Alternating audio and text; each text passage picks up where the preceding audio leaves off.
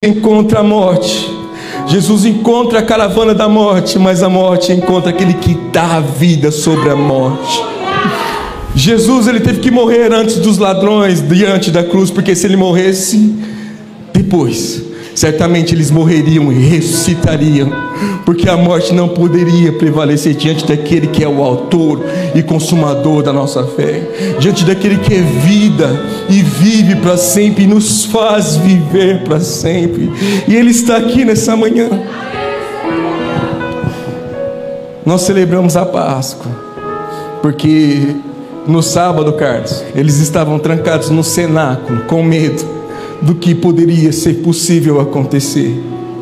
Eu quero te dizer que nessa manhã talvez você chegou aqui com medo, com traumas, com dores, com enfermidades, com aflições, mas hoje é domingo de manhã, Jesus ressuscitou. Aí Paulo declara: a morte, onde está a morte, o seu aguilhão? E o profeta Isaías declara que ele levou sobre si as nossas enfermidades, os nossos pecados, o castigo que nos traz a paz estava sobre ele, por suas feridas nós somos, e não agora, não só nesse tempo, mas na era que há de vir, somos sarados para sempre. Não para um tempo terreno, ou para um tempo que nós estaremos aqui nessa terra, mas para sempre. Somos sarados, curados, somos ressuscitados. Eu gosto de um texto que ele diz que nós somos transportados do reino das trevas para o reino do Filho do seu amor, do império das trevas para o reino do Filho do seu amor. Obrigado por ter me chamado, por estar aqui depois de tanto tempo. Eu ministraria uma palavra aqui que é uma série de ministrações, mas eu falei: não vou ministrar, não sei quando que eles vão me chamar de novo. Eu prego uma, vocês não vão saber da continuidade. Eu trouxe uma ministração hoje que o Senhor colocou no meu coração dias antes da eleição. E eu lembro que eu me tranquei no quarto e o Senhor falou tanto comigo, e eu chorava tanto, porque às vezes nós lembramos que Jesus ressuscitou na Páscoa e que Ele governa e reina na Páscoa. Mas Jesus ressuscitou, governa, reina para sempre. Quando Paulo escreve a carta a Efésios, no capítulo 1, ele declara que o mesmo Espírito que ressuscitou Jesus de dentre os mortos é o Espírito que atua na igreja. A igreja não é periférica ao mundo, o mundo é periférico à igreja. A igreja está num patamar acima de todo e qualquer governo. O salmista declara: aquietai-vos e sabei que eu sou Deus, que sempre cuida de ti. O tema dessa mensagem é Com os Olhos no Pai. Gostaria que você abrisse sua Bíblia no Salmo 121. E ao encontrar, diga aleluia bem alto.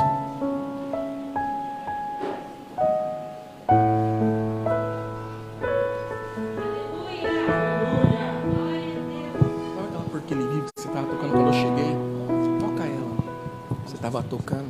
Se você quer cantar em algum momento, ele pode cantar, tá?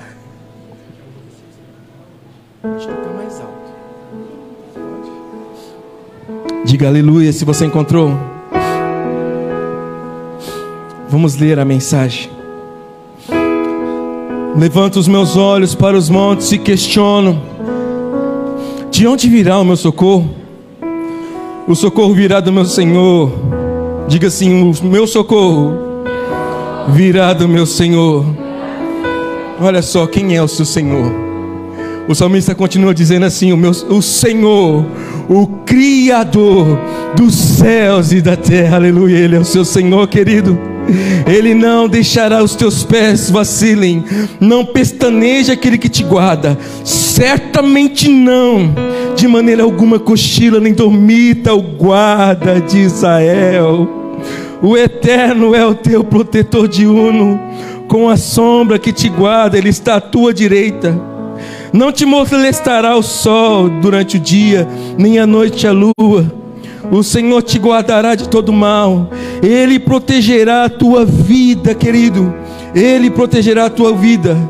E estará sobre a proteção ao saíres, ao voltares, desde agora e para sempre. Feche os seus olhos sobre a sua fronte, vamos orar. Senhor, essa é a sua palavra, é a mais pura e sincera verdade. Não existe nada mais absoluto do que a tua palavra, porque a tua palavra revela quem tu és, e não há nada maior do que tu és, Pai. Tu és o nosso Deus soberano, Tu és o eterno que nos guarda, Tu és o guarda de Israel, Tu és aquele que nos faz prevalecer diante de todas as coisas, Pai. E diante da revelação do Teu Espírito nós queremos navegar nessa manhã, nós queremos entender mais aquilo que Tu és para nós e em nós. Senhor, nós Te pedimos mais uma vez, perdoa os nossos pecados e as nossas iniquidades. Eu Te peço que em nome de Jesus, Pai, que o Senhor venha, Pai, rodear esse lugar com os Teus anjos, Senhor, com os Teus anjos ministradores. Te peço que o Senhor venha com o sangue de Jesus e cubra o teto, as paredes, os umbrais desse lugar. Que haja verdadeiramente um sentido de Páscoa aqui em nossos corações, Pai. Eu Te peço, Senhor, como sempre Te peço. Eu não tenho nada, não sou nada, e se Tu quiseres, Pai, nessa manhã, faça de mim alguma coisa, um instrumento Teu, para explanar aquilo que está no seu coração, para que possamos entender a revelação do mais profundo que há em Ti. Não nos permita sair daqui sem Te encontrar, sem encontrar o seu coração, sem encontrar, Senhor, a revelação daquilo que Tu queres para os nossos dias, Senhor. Eu declaro nessa manhã, Pai, corações renovados, corações cheios, Senhor, da certeza de que Tu reinas e governa para sempre, Pai.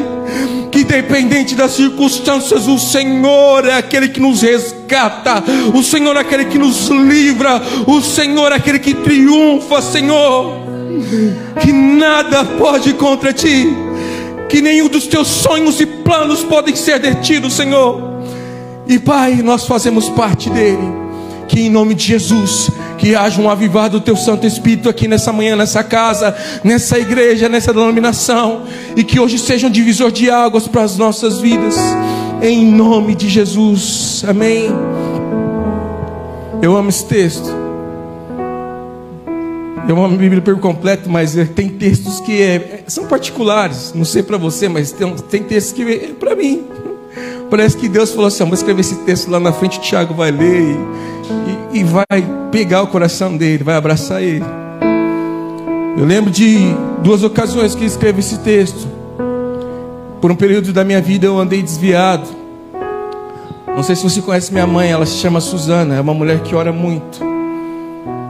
Ela passava madrugadas orando enquanto eu estava em alguma balada por aí. Eu lembro que um dia eu estava voltando de uma balada. Eu fui atravessar a rua em Santo André. Quando eu fui pôr o pé na rua, um ônibus passou com tudo. Eu senti que algo me puxou e falou: aí esse não é seu lugar. A oração da minha mãe chegou até a mim, através da vida do Espírito Santo. Eu quero te dizer que a sua oração tem poder. Se creres e pedires, que com convicção, certamente o Senhor se manifestará na sua vida, assim como se manifestou na minha, através da vida da minha mãe, dos meus pais. Davi escreve esse texto, Salmo 121, num momento muito triste para ele. Davi escreve esse texto quando ele descobre que Samuel morreu. Samuel é um homem muito importante para Israel. Samuel é aquele que ungiu Davi como rei. Samuel é profeta, juiz e sacerdote em Israel. Ele é uma referência daquilo que Deus quer para o povo. Ele é profeta, ele é aquele que dá a direção, a orientação. Ele é a voz que indica o caminho para a nação. Em determinado momento, Samuel chega na casa de Jessé e fala: olha, o Senhor negou Saul. Saul já não faz mais parte dos planos do Senhor, porque Saul se desviou do propósito. Saul se desviou do princípio. Então o Senhor me mandou aqui para vir ungir dos seus filhos. Chega todos os filhos e ele fala: esse daí, o bonitão, esse aí vai ser o rei. Aí o Senhor fala para ele: olha, Samuel, eu não olho como o homem vê. Tem mais um, é um pequenininho, um ruivinho. Ele está lá, pastoreando as ovelhas. Então ele fala: olha, está faltando um filho seu, Jessé. Chega ele, e ele unge então Davi. Davi não começa a reinar imediatamente. Davi passa por anos sendo perseguido por Saul. E eu acho incrível como Davi, mesmo em meio à perseguição, ele escreve o Salmo 23, que diz que o Senhor é meu pastor e nada me faltará. Ele me faz deitar em verdes pastos, mesmo eu sendo perseguido, mesmo a espada tentando me matar, mesmo planejando a minha morte. Certamente a bondade e a misericórdia do Senhor me alcançarão todos os dias da minha vida. Eu quero trazer essa convicção para os nossos corações essa manhã. Quando Davi escreve esse salmo, ele está ao sul de Israel, ele está em Parã. Quando você olha para esse lugar, para essa região, é um lugar onde tem vários montes. É um caminho que você vai em tempo de Páscoa levar o sacrifício para que os seus pecados sejam perdoados. Nós não precisamos mais percorrer esse caminho, porque nós estamos indo não para Jerusalém terrena, mas nós estamos indo para Jerusalém celestial. Aleluia. E o sacrifício não precisa ser mais entregue, porque ele foi entregue para sempre e foi aceito. Aleluia. A palavra declara aqui em Hebreus que o sacrifício de Abel, o sangue de Abel ainda clamava, mas o sangue de Jesus, ele nos lava, nos purifica, nos santifica e nos leva de volta para Deus. Aleluia. Esse é um caminho que eles tinham que passar. E quando eles olham para o monte, não é olhando para o monte e pensando, Jesus está no monte, ou a minha salvação está no monte. O salmo, ele é bem claro. Eu olho para o monte e ele pergunta, de onde virá o meu socorro? Quando eles olham para os montes, nesses montes eram feitas oferendas a deuses pagãos. Eram feitas oferendas a Baal. Eles olham, olha só o que está sendo feito. Sacrifícios a outros deuses. Não ao Deus verdadeiro, não ao Deus eterno, mas a outros deuses, deuses de madeira, deuses feitos por mãos humanas. Não importa o que você está vendo no monte, continue caminhando. Você é peregrino nessa terra, você precisa chegar na Nova Jerusalém. Não importa as circunstâncias, não importa o que se levante ou o que você está vendo. Olhe para a vida com um olhar de fé. E eu vou te falar porque que essa palavra me abraçou, me alcançou. Como eu falei para vocês, eu andei um período desgarrado do pasto, né, Pastor Auro?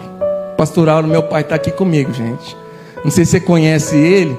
Talvez ele está com o cabelinho mais branco. Eu corto o cabelo dele. Toda vez que eu corto, eu falo, pai, não é possível. Você está fazendo nevô no cabelo? É um verdadeiro nevô. É um homem do coração ímpar. Eu amo meu pai pela essência daquilo que ele é. E eu lembro que quando eu postei esse salmo, eu postei com a biblinha aberta, a bíblia pentecostal que eu tenho. Eu tinha ganhado de uma amiga muito especial. E fazia alguns anos que eu tinha ganhado essa bíblia dela. E dada a importância, olha, esse salmo falou comigo. Depois que eu postei isso, passou alguns dias, e eu passei por um dos piores momentos da minha vida. Foram dias muito difíceis para mim, para minha família. Mas Deus é soberano. Tem coisas que vai acontecer na sua vida que você não vai entender. Você vai questionar Deus. Você vai falar, por quê, cara? Eu lembro-me quando eu estava na igreja de Jesus e aconteceu tudo que aconteceu na nossa família. Eu estava liderando 10 células, Carlos. E as coisas aconteciam muito bem, fluíam muito bem. E de repente tudo desmoronou. E o Senhor já havia me avisado dias antes, através desse salmo, que a sua referência sou eu. O olhar que você tem que olhar é para mim. Às vezes a gente olha para as pessoas e tem elas como referência de monte, de segurança, né? Muitas vezes a gente posta, principalmente para o cônjuge, né? Você é meu porto seguro. Você é o lugar da minha esperança, meu lugar de paz. Realmente nós temos que tratar os nossos cônjuges assim. Mas às vezes nós olhamos para as pessoas assim e fazemos dela nosso ponto de fé. E não é que seja errado seguir pessoas e amar pessoas e ter elas como referência. Não, não é errado. Mas nós precisamos entender que o nosso maior ponto de referência é a cruz do Calvário. que nós temos que olhar para o Gólgota com amor, não olhar à distância, mas percorrer o caminho. De Gênesis a Apocalipse há um traço de sangue, e todo ele aponta para Jesus. Se você olha para Gênesis, quando o Senhor chega ao paraíso, ao jardim, Adão e Eva já pecou. Então ele fala: Adão, onde você está? Eu me escondi, porque eu estava nu. O Senhor, ele não se escondeu de Adão, Adão se escondeu de Deus. E ele, entendendo que estava nu, ele disse tudo aquilo que aconteceu. Mas imediatamente o Senhor falou assim: vem cá, peraí. E ele os cobriu. E os cobriu com o quê? Com a pele do cordeiro.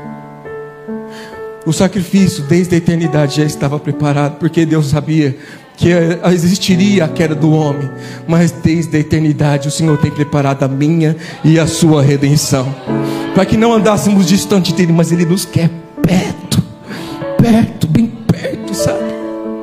Ele quer que nós andemos com ele, escutemos a batida do seu coração, ouvimos cada pensamento dele, sabe? Ele quer que nós ampliemos ele.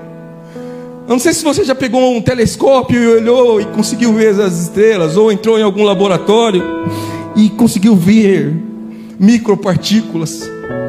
Quando você amplia, tudo aquilo que você amplia se torna maior, e você começa a entender melhor quem é aquilo, ou o que é aquilo, e para que propósito é aquilo. Nessa manhã, com os olhos no Pai, mais do que ter os olhos nele, o Senhor está nos chamando: vem ampliar na sua vida quem eu sou. Vem ampliar o Deus que criou todas as coisas nos céus e na terra e até debaixo da terra. Vem ampliar, entender quem eu sou e as possibilidades que existem em mim para você. Amplie a visão daquele que governa tudo e todos. Amplie a visão daquele que tem todo o poder, desde agora para sempre. Quando nós ampliamos, nós entendemos. Quando nós ampliamos, nós vemos mais de perto. E foi aí que Deus me pegou no quarto. E por que eu estava meditando nisso? Eu estava meditando nisso tudo por causa das eleições. Eu não sei como é que você ficou. E eu não quero levantar nenhuma bandeira aqui de partido, mas eu estava meio doido. E nesse momento o Senhor falou assim: meu querido filho, entenda o negócio. Eu governo. Se levantam tronos, se levantam homens, passam eras, se levantam impérios, mas eu governo. Tudo que acontece, acontece porque eu quero. Nenhuma folha se cai, Carlos, se não for da permissão, da vontade dele. Eles têm o governo sobre todas as coisas. Eu gosto, queridos, do que Eugene Peterson, como que Eugene Peterson escreve a oração do Pai Nosso. Ele escreve de uma maneira um pouco diferente. Eu quero ler para você nessa manhã. Ele diz assim, Mateus 6,13. Ele declara: você está no comando. Você pode fazer o que quiser. Você resplandece a beleza. Sim, sim, sim. Traduzindo para a oração do Pai Nosso: teu é o, tua é a, para sempre e sempre. Quando ele declara isso, ele quer dizer: eu estou no comando de todas as coisas. Deixa eu dar um exemplo bem simples aqui. Como eu te falei, eu tenho 2 filhos, o Pedro e o João. Eu sou analista na Volkswagen da planta da Anchieta. E eu sou quem pede o aço, toda a parte metálica de fora do carro que você olha, eu sou responsável. Irmãos, isso me dá muita dor de cabeça. Mas eu falei isso para os meus filhos, eles ficam: uau, o papai é o herói. Mal eles sabem o mal que eu passo lá dentro. E eles olham o carro da Volkswagen passando, ele fala: papai, você que mandou fazer esse carro para isso? Claro que não. Eu falo: eu estou no comando, filho. E eles olham para o pai, assim como a sua filha te olha, Carlos, e pensam: meu pai é o herói. A minha mulher fica doida às vezes com eles, porque eles falam assim: olha, se eu tivesse que escolher que morar com alguém, eu vou morar com o papai, porque o papai é mais legal. Eu nem gosto, tá ligado? mas porque Ele sabe que eu estou no comando. E às vezes eu dou umas mordomias para eles, que a mãe não dá também, né?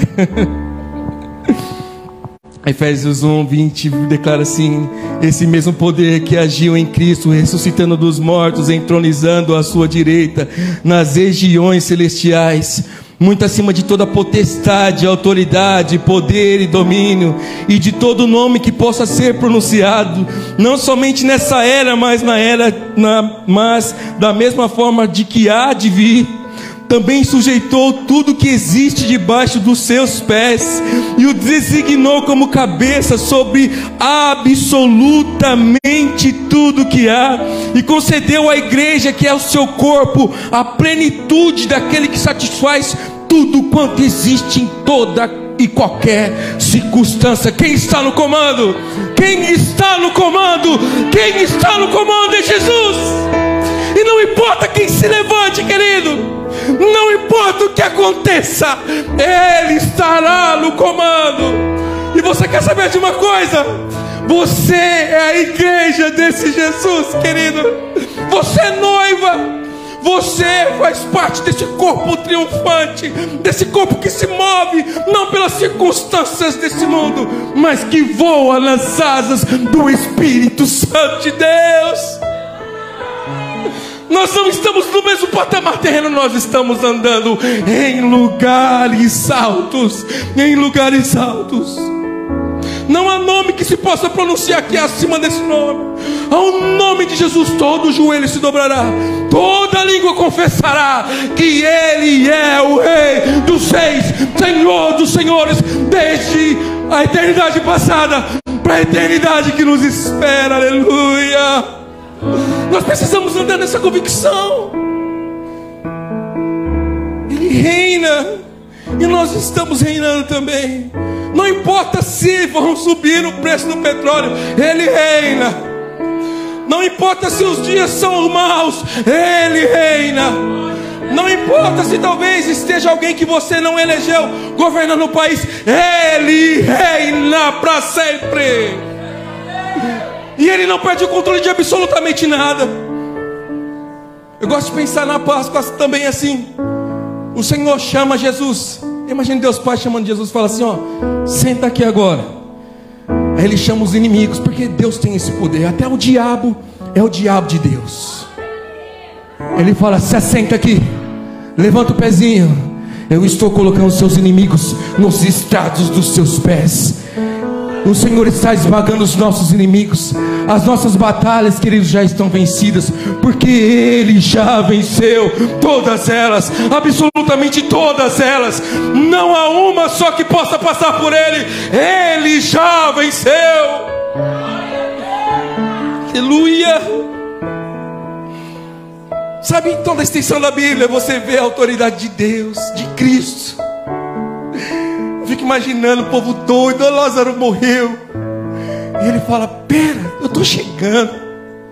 E Ele chega diante do sepulcro de Lázaro e fala: Lázaro, meu camarada, vem para fora. Você olha no Velho Testamento, Moisés para diante do mar, e ele olha para um lado, olha para o outro. Aí o pai fala de cima: Moisés, o que está pegando aí? Diga ao povo que marche. Moisés toma o cajado na mão, ele bate na água. É o mesmo Deus que parou o sol, é o mesmo Deus que dividiu o Jordão, é o mesmo Cristo que chamou Lázaro para fora. Ele reina e governa hoje aqui, queridos. É esse caminho, é essa verdade que nós perseguimos. E Ele vive para sempre. Ele governa para sempre. A nossa Páscoa é todos os dias, querido, porque a ressurreição para nós é todos os dias. Nós estávamos mortos, éramos como sepulcros caiados, mas o Espírito dele veio sobre nós. Aleluia. Então a Bíblia é essa, de quem está no comando. Mesmo quando o mundo acha que não, Ele tem uma saída. E eu gosto desse texto aqui, de um exemplo bem simples. Tem vários exemplos, como eu falei para vocês. Jesus Os discípulos estão atravessando o mar da Galileia. Está lá, de boa. De repente, o que aconteceu? Surge uma tempestade.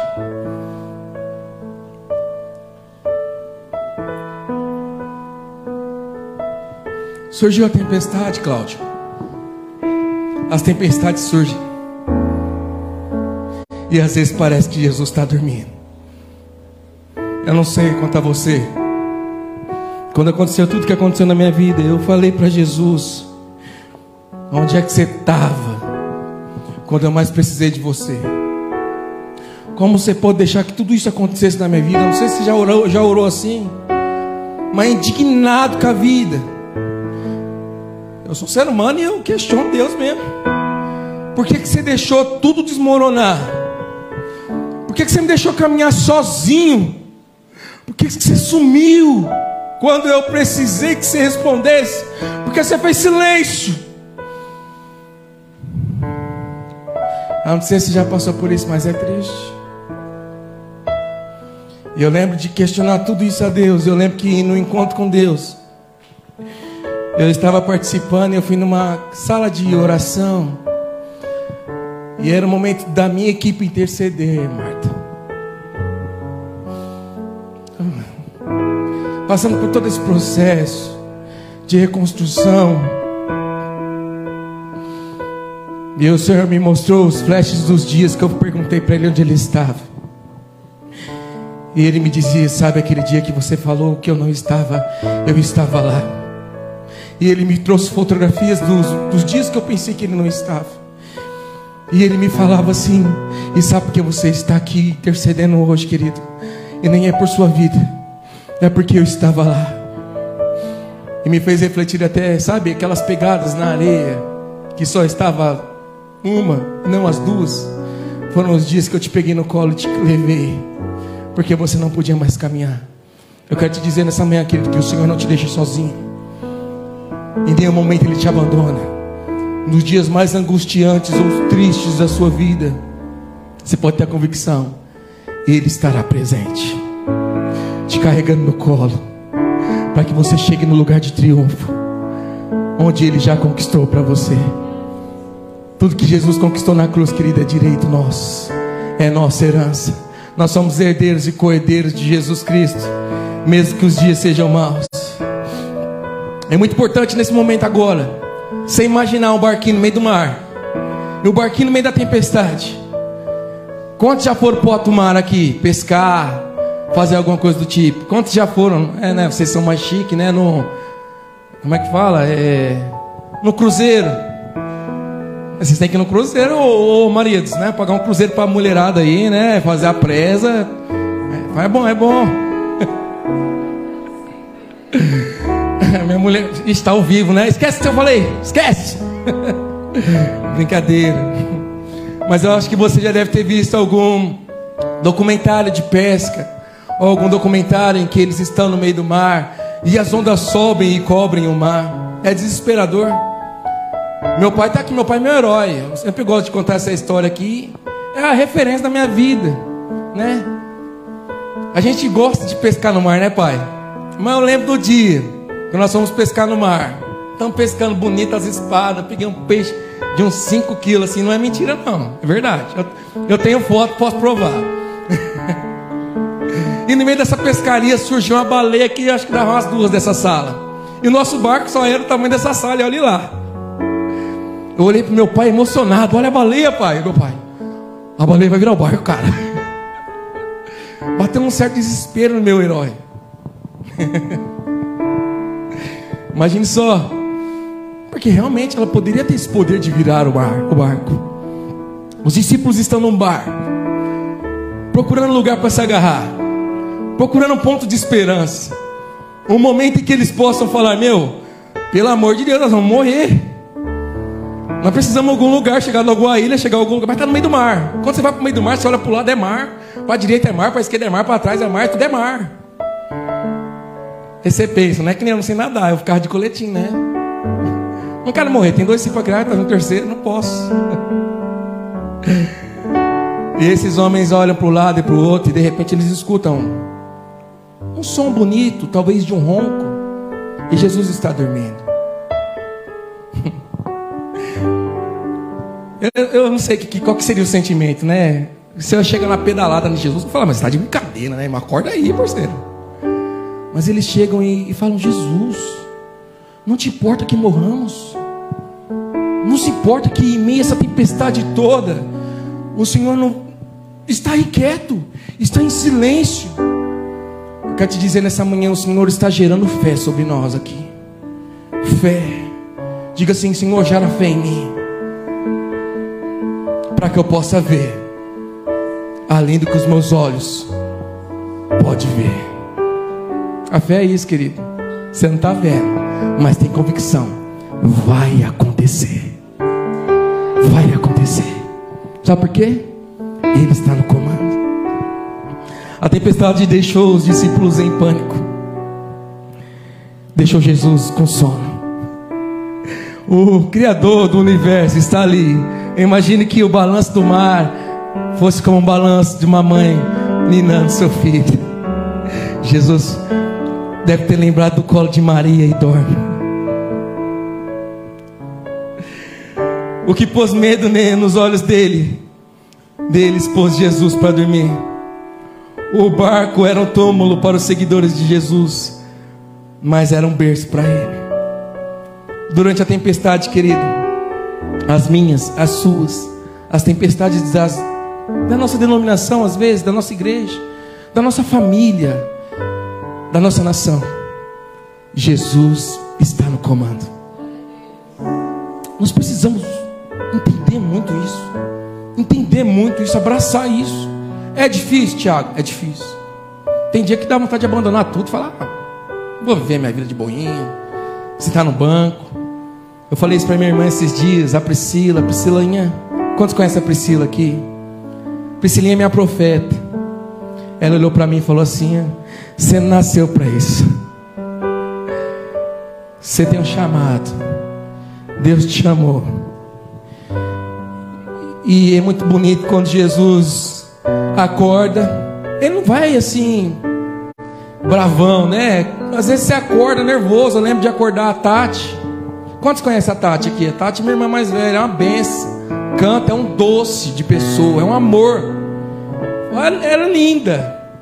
Mas eu lembro, queridos, de quando eu acordava a Tati na sala de casa para ela ir para a cama, ela me batia. Porque ela acordava revoltada, eu falava, não enfim nada. Mas ela me batia. Mas eu amo ela, é uma referência da minha vida. Tem gente que acorda nervoso. Tem gente que quando está com sono está nervoso. Jesus não. Um sapatinho, ele veio. Calma. Ele levantou a mão. Eu imagino Jesus chegando na proa do barco assim, pensando, eu estava dormindo aqui na carne, né? Mas no Espírito eu estava vendo todas as coisas. Porque nada foge dos meus olhos. Eu sou aquele que põe limite no mar. Eu sou aquele que chamou a existência a todas as coisas. Eu sou o Verbo encarnado. Tudo veio existir pelo poder da minha palavra. Imagina ele olhando para os discípulos lá morrendo de medo. Ele levanta suas mãos para fazer uma presa, né? Deixa eu fazer uma pose aqui. Ele dá uma ordem ao mar. Ele repreendeu o vento e disse ao mar: aquieta-te e acalma-se. O vento se aquietou e fez-se bonança. Então perguntou os discípulos uns aos outros. O que eles perguntaram? Quem é esse que até o vento e o mar lhe obedecem? Quem é esse? Jesus, ele não pega nenhuma varinha mágica, ele não chama nenhum anjo, ele só dá uma ordem, e é uma ordem simples: acalma-te e aquieta-te. E aquele mar que era uma tempestade, tudo aquilo que estava bagunçado, vem e se torna um lago tranquilo. É o mesmo poder que quando o mundo era sem forma e vazio, isso aponta para um caos. Ele diz: haja luz e houve luz. Eu quero te dizer, querido, que em meio ao seu caos, em meio ao meu caos, em meio ao caos da humanidade, mesmo que as notícias sejam que alguém entrou na creche e matou algumas crianças, mesmo que sejam que jogos tenham influenciado pessoas a matarem pessoas por nada, Ele está no controle de todas as coisas. É difícil crer, Tiago, é difícil, mas Ele está no comando. Não se turbe o vosso coração, credes em Deus, crê também em mim.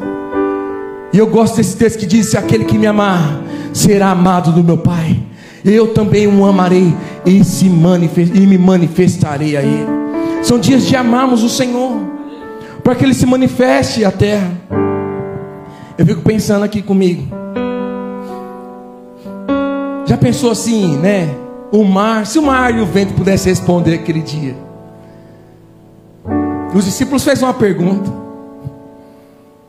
quem é este que até o vento e o mar obedece?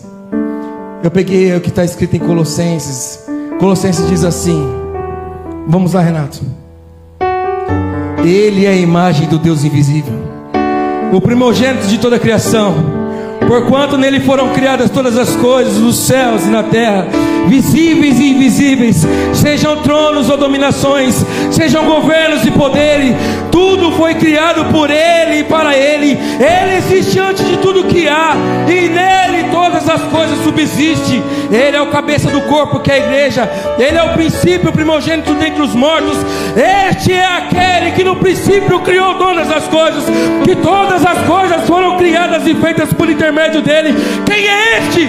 Este que fez todas as coisas do nada, Ele que sustenta todas as coisas pela palavra do teu poder. Quem é este? Este é aquele que na plenitude dos tempos nasceu de uma mulher, nasceu sob a lei para ser o nosso Redentor. Este é o Verbo eterno, este é o Verbo pessoal, este é o Verbo divino, que se fez carne e habitou entre nós, cheio de graça e de verdade. Quem é este que o vento e o mar obedece? Este é o autor da vida, este é o Criador do mundo, este é o Criador do mundo, este é o pão da vida, este é a luz do mundo, este é a porta da salvação, este é o bom pastor, esse é a ressurreição e a vida, esse é o caminho, a verdade e a vida, este é a videira verdadeira. Quem é este? Este é aquele que por amor de nós não levou em conta a vergonha da cruz, pela alegria que lhe era proposta, a ser o nosso Redentor. Quem é este? Este é o Cordeiro de Deus, que foi morto, mas vivo está pelos séculos dos séculos. Quem é este? Este é o maravilhoso Conselheiro, Pai da eternidade, Príncipe da paz. Quem é este? Este é aquele que está no comando. Este é Yeshua HaMashiach. Esse é o nosso Deus, o poderoso das nações, o desejado das nações. Este é aquele que está no comando. E você é filho amado, filha amada, você é aquele que está sendo guardado por Ele. Eleva os olhos para o monte, de onde virá meu socorro? E tenha uma convicção: Ele é o meu resgatador, Ele é o seu resgatador. E eu não sei como é que está o seu dia, mas eu posso te dar uma boa notícia: aquele que foi morto, Ele vem ao seu resgate. O que te dá medo, não dá medo para Deus. O que te causa tristezas, não causam tristezas em Deus. Mas você fica pensando, mas Ele não se comove? Não, Ele se comove com você. O que te causa angústias, dores e aflições, não muda quem é Deus. Não há sombra de variação nele. Ele permanece sendo o mesmo. E sendo o mesmo, Ele está cuidando de você.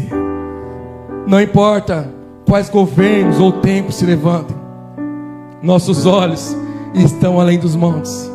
Nós estamos sendo peregrinos nessa terra. Nós, como eu já disse aqui, nós estamos caminhando para Jerusalém celestial. Nós estamos aqui de passagem. Viva bem essa vida. Entrega o teu caminho ao Senhor, confia nele, e o mais Ele fará. Romanos declara que nem olhos viram, nem ouvidos ouviram, nem jamais penetrou o coração do homem aquilo que Deus tem preparado para nós. E sabe, queridos, as aflições do tempo presente não se comparam com a glória que há de ser revelada. Não há. E você quer saber? Dá uma piscadinha aí. É esse tempo que você vai passar aqui. a eternidade te aguarda. E na eternidade declara que não haverá choro nem dor, não haverá angústias, não haverá ranger de dentes. A luz estará presente. O Cordeiro Pascual estará entre nós, estará conosco, não haverá noite, porque a estrela da manhã estará conosco, queridos. Aquele que os anciões lançam as suas coroas e declaram santo, santo, santo, estará presente. Nós não choraremos mais de tristeza, mas vamos jubilar a vida de Cristo Jesus. Vamos celebrar a graça redentora que nos levou ao ponto do propósito, ao lugar, ao jardim, onde o próprio jardineiro eterno, onde o bom pastor estará presente, onde o Criador de todas as coisas do céu e da terra estará presente. Aquele que sustenta o universo, sustenta o seu coração. Aquele que tem todo o poder nos céus e na terra, governa a sua vida. Os discípulos, assim como nós, não conhecemos ninguém igual a Ele. Quantos já conheceram alguém igual a Jesus? Ninguém. Eu acho que eles ficavam pulando depois de tudo isso. Ele parou o mar, Ele parou o vento. Eu ia abraçar Jesus e falar assim: você é sensacional, você é demais. Mas nós podemos fazer isso hoje. Hoje é um dia de celebrar Jesus. E às vezes nós nos afastamos de Jesus porque nós não conseguimos entender que Jesus está no comando, e deixamos que as circunstâncias nos afastem de Jesus, nos afastem do propósito, e pensamos: nunca mais posso voltar. Será que Jesus vai me aceitar de volta? Ele te aceita.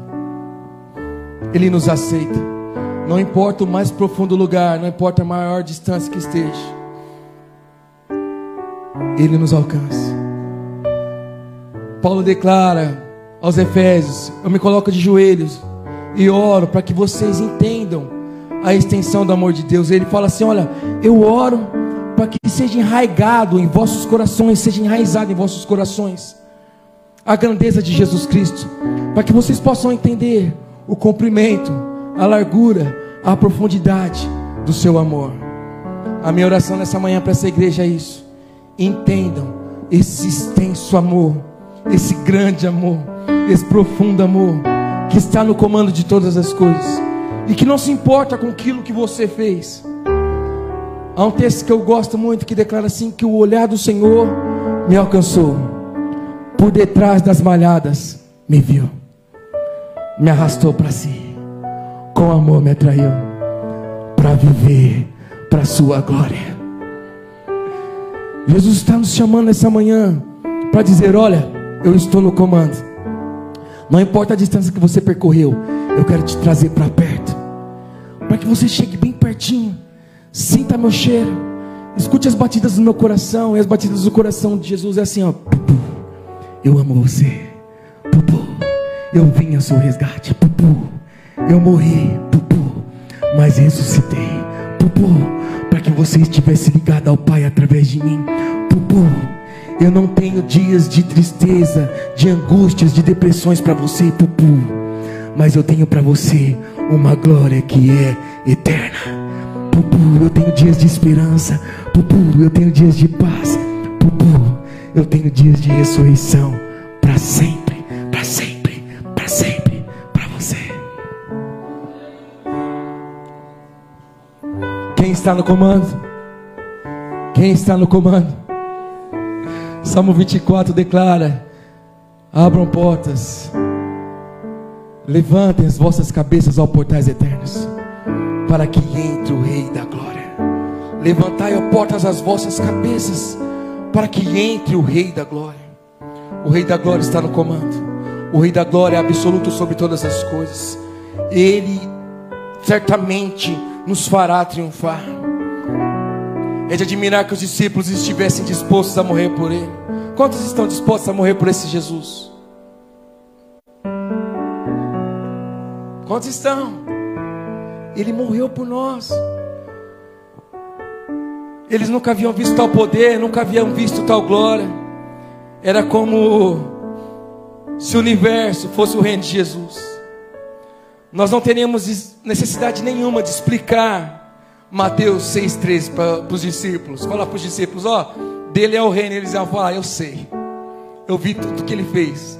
O último versículo do Evangelho de João diz assim, ó, se a gente fosse escrever tudo que ele fez, nós não teríamos livros no mundo para dizer o que Jesus fez. É tão bonito esse versículo, né?